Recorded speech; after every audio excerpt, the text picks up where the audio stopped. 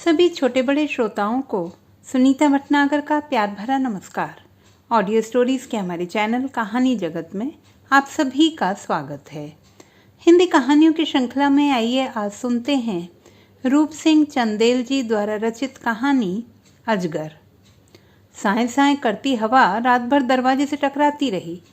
दरवाजे के छेदों में उसने कपड़े ठूंस रखे थे, लेकिन कपड़े बौखलाए भेड़िए के सामने निहत्थे बच्चे की तरह कमजोर साबित हुए थे। हवा उन्हें भेद कर कोठरी में चारों ओर दौड़ती रही थी।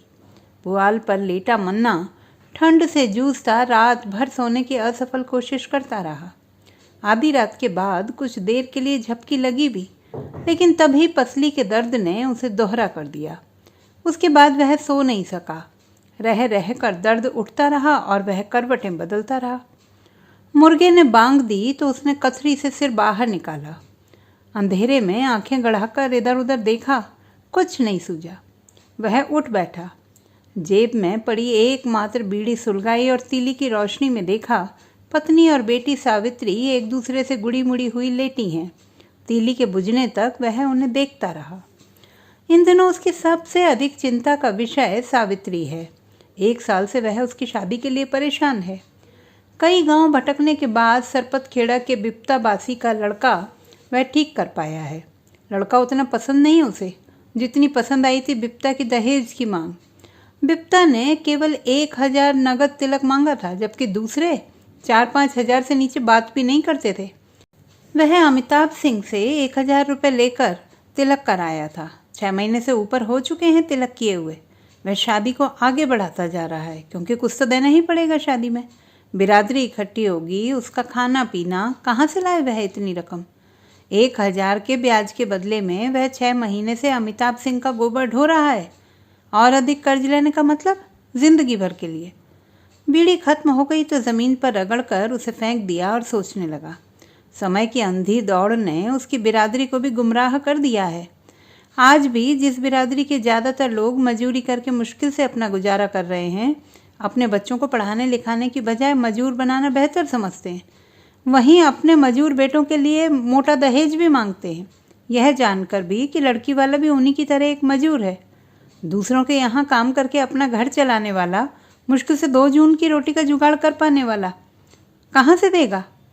वह जब भी इस विषय में सोचने लगता है, पसली का दर्द और तेज हो जाता है। 6 महीनों में कम से कम 6 संदेश उसे मिल चुके हैं बिप्ता के। शादी करो या जवाब दो। जवाब देने का अर्थ वह समझता है। शादी के लिए इनकार करवा कर बिप्ता अब 1000 की रकम डकार कर जाना चाहता है। मुर्गे ने फिर बांग दी। उसने कथरी अपने चारों ओर लपेट ली। 3 साल से वह इसी कथरी से जाड़ा काटता आ रहा है। पुराने कुर्ते और फटी जर्सी को भेद कर हड्डियों में नश्तर चुभोने से ठंड को रोकने में कथरी उसकी काफ़ी मदद करती है। दिन में वह उसे लपेटे रहता है और रात में उसी को ओढ़ता भी है।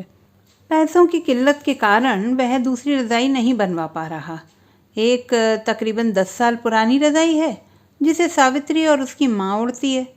दूसरी रज़ाई 2 साल पहले जार जार हो चुकी थी। उसके पाले के कुछ अच्छे टुकड़ों को पुराने चादर और धोती के बीच दबवा कर उसने अपने लिए यह कथरी सिलवा ली थी। सावित्री की अम्मा, उसने पत्नी को आवाज़ दी। सो जाओ, अबे बहुत राती है। पत्नी रज़ाई के अंदर से ही बोली। अरे बावली, दरवाज़ा खोल, भिनसार होएगा। अल्लाह रखा चाचा का मुर्गा 2 बार बोली चुका है। तुम आओ, कौन दिन देर ते। उठ उठ, तू भी कुछ देख। आज तो का लैन पार वाले खेतन में निराई करे जाए का है ना। कल अमिताभ सिंह कहे रहे। उठ। उसने दरवाजे की कुंडी खोल दी। दरवाज़ा खुलते ही हवा ने उस पर तेज आक्रमण किया। सारा शरीर हिल उठा। मन हुआ वह ना जाए। उसने फिर दरवाज़ा भेड़ दिया और पैर की ओट लगाकर खड़ा हो गया। नहीं जाए का। पत्नी दरवाज़ा बंद करने के लिए खड़ी थी। पसली का दर्द और तेज हो गया था। पत्नी को कोई उत्तर न देकर वह पसली को सहलाता रहा। दर्द हो ही रहा है तो न जाओ। वह कुछ नहीं बोला। थोड़ी देर तक पसली पर हाथ फेरता रहा, फिर दरवाज़ा खोलकर बाहर निकल गया। अमिताभ सिंह के घर में पहुंचने पर उसने देखा रघुआ कोरी और भजना लोथ पहले से ही आए हुए हैं और करबी के बोझ संभाल रहे हैं। दोनों मिलकर सुबह होने तक 6 बोझ करबी मशीन से भुआ डालते हैं। दोनों जाड़े भर अमिताभ सिंह के जानवरों के लिए कट्टी काटते हैं, जिससे दोनों के कर्ज की रकम का ब्याज ही चुकता होता है। मूलधन ज्यों का त्यों बना रहता है। रघुआ का लड़का दुधाई करता था। गांव का दूध शहर ले जाकर बेचता था। अमिताभ सिंह की भैंसों का दूध भी वही लेता था। एक दिन उन्हीं के घेर में जुआ हो रहा था। अमिताभ सिंह ने उसे भी खेलने के लिए उकसाया। लड़का जुआ में दूध की बेच की सारी रकम हार गया। दूसरे दिन अमिताभ सिंह उससे अपने दूध के पैसे मांगने लगे, 500 रुपया। रघुआ के लड़के ने जब असमर्थता जाहिर की, उन्होंने लात घूंसों से उसे पीटा, दूध भरे डिब्बे फेंक दिए, मग तोड़ दिया। लड़का उसी दिन से कहीं भाग गया। 2 साल हो गए, गांव नहीं आया और रघुआ न 500 रुपये चुकता कर पा रहा है, न कुट्टी काटने से उसे मुक्ति मिल पा रही है। भजना लोथ ने भी 2 साल पहले उनसे कुछ रुपए उधार लिए थे और अब वह भी रघुआ के साथ मशीन खींचता है। राम राम मन्ना, उसे देखकर दोनों एक साथ बोले थे। राम राम भैया, तनिक एक बीड़ी तो दे, यो दर्द लागत है, जान लेकर ही छोड़ी, मन्ना ने कांखते हुए कहा। बीड़ी? रघुआ और भजना ने टिमटिमाती डिबरी की रोशनी में एक दूसरे की ओर देखा और बोले, बीड़ी तो ना है। ओह, मन्ना बैठ गया पसली दबाकर। दर्द ज़्यादा है? रघुआ ने पूछा। मन्ना कुछ नहीं बोला, पसली दबाता रहा। दोनों उसके पास आए। भजना ने कहा, पैरा जलाकर कुछ देर सेक ले।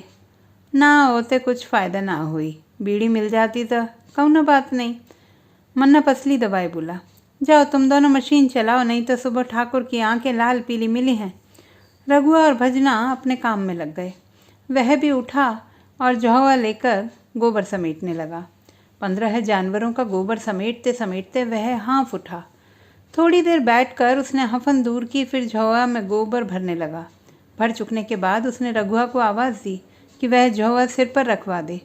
अंगोछे को सिर पर लपेट कर उसने रघुआ की मदद से झौवा सिर पर रख लिया और फटे जूतों को सटकारता घूरे की ओर चल पड़ा। घूरा गांव से बाहर था, घेर से लगभग 1 फरलांग दूर। घूरे तक पहुंचना उसके लिए कठिन हो गया, दर्द चलने ही नहीं दे रहा था। किसी प्रकार गोबर फेंक कर वह लौट कर घेर तक आ पाया। दूसरा झौवा भरने का साहस उसमें ना था। वह बैठकर पसली दबाने लगा। रघुआ और भजना मशीन से जूझ रहे थे। दोनों में से एक बारी बारी से कर भी मशीन में ठूस देता, फिर आकर मशीन चलाने लगता।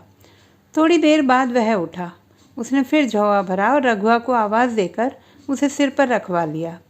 इस प्रकार कुछ देर आराम कर करके वह 3 झौवे गोबर फेंक आया। अभी कम से कम 4-5 झौवा गोबर शेष था। चौथा झौवा भरते भरते उसका साहस जवाब दे गया। दर्द के कारण वह दोहरा हो गया। दोनों हाथ से पसली दबाकर वह वहीं बैठ गया। बैठा रहा बहुत देर तक, लेकिन कब तक इस तरह बैठा रहेगा, सोचकर वह उठा और रघुआ की मदद से झौवा सिर पर रख लिया। लेकिन 2 ही कदम आगे बढ़ा था कि लड़खड़ाकर गिर गया। गोबर छितरा गया। उसने उठने की कोशिश की लेकिन उठ ना सका।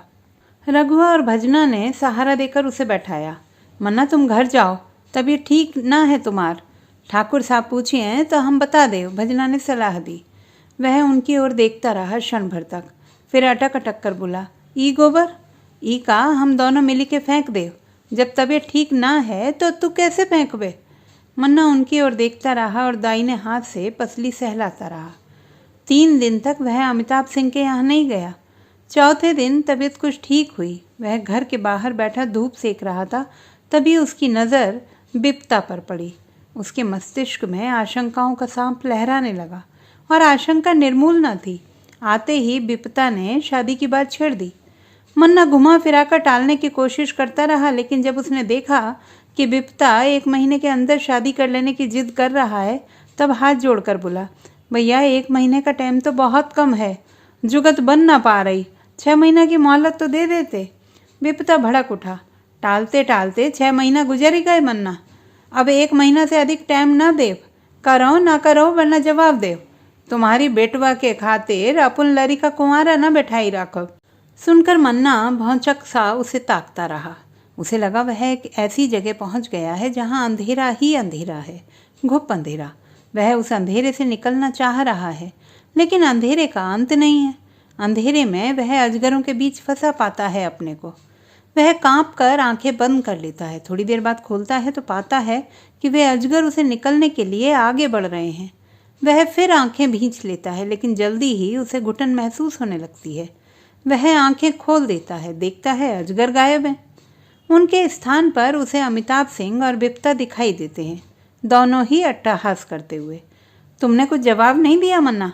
वह बिप्ता की आवाज़ से चौंक उठा। बिप्ता लाठी टेक कर उठ खड़ा हुआ था। तनिक बैठो भैया। दीर्घ निश्वास ले उसने बेटी को आवाज़ दी। सावित्री, ओ सावित्री, मेहमान आए हैं बेटा, कुछ पानी वानी? न मन्ना, अब ना रुकब, कुछ ज़रूरी चीज़ें खरीदे का है बाजार से। तनिक तो रुकाओ। रुकन का, तुमको जवाब तो दीनो नहीं। कहाँ हम समझी तुम शादी ना करियो? ना भैया ना, ऐसा ना कहो, कुछ मोहल्लत चाहत हो, पर आप तो जिद कर ही रहे हो। फिर देखो, जैसे तैसे करज ले लिवाई के। तो ठीक है, राम राम। वह बिप्ता को जाता देखता रहा। सड़क के मोड़ पर उसके ओझल होते ही मन्ना उठा और डंडा टेकता धीरे धीरे लड़खड़ाता चल पड़ा अमिताभ सिंह के घर की ओर। अमिताभ सिंह घर के बाहर बने पक्के चबूतरे पर पड़े पलंग पर लेटे थे धूप में।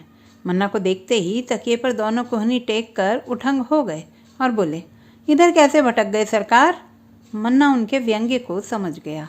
क्षण भर तक कहने के लिए शब्द तलाशता रहा, फिर हाथ जोड़कर बोला, पसली के दर्द ने ट्यून भर कर ही दिया ठाकुर साहब।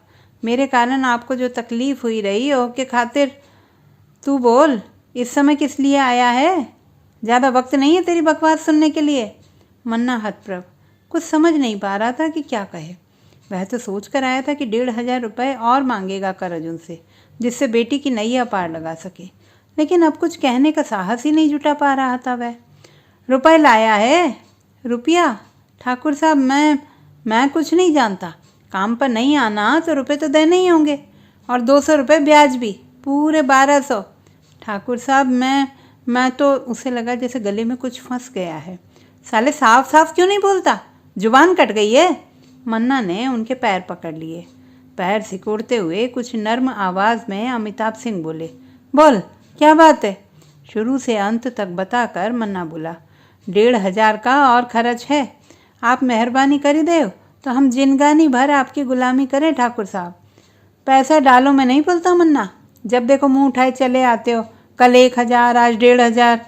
ठाकुर साहब, आपे का। हाथ जोड़कर वह फिर गिड़गिड़ा उठा। अमिताभ सिंह उसे देखते रहे एकटक, बोले कुछ नहीं। मन्ना उसी तरह खड़ा रहा उनके पलंग के पास, नजरें नीचे झुकाए। तू एक काम करेगा? अमिताभ सिंह ने उसके चेहरे पर आंखें गड़ाकर पूछा। हुक्म करें ठाकुर साहब। रुपए दूंगा पूरे, लेकिन अभी नहीं है, शाम तक इंतजाम हो सकेगा। आप जब कहें आ जाए। उसके चेहरे पर खुशी की झलक थी। तू बीमार है, तू क्या करेगा आकर? आप काहे का तकलीफ करी हो मेरे घर तलक आवे का मालिक? मैं क्यों आने लगा? फिर तेरी बेटी सावित्री है ना, उसको कहना रात में आ जाए, सुबह उसी को दे दूंगा रुपए पूरे, बल्कि 10-20। ठाकुर साहब! मन्ना चीख उठा। शरीर कांपने लगा उसका। डंडे पर हाथों की पकड़ मजबूत हो गई, और जब तक अमिताभ सिंह संभलते, डंडे का भरपूर प्रहार उनके सिर पर वह कर चुका था। तो दोस्तों, ये थी हमारी आज की कहानी। आपको कैसी लगी कमेंट बॉक्स में लिखना ना भूलें। चैनल को सब्सक्राइब करें, लाइक करें और मित्रों के साथ शेयर करें।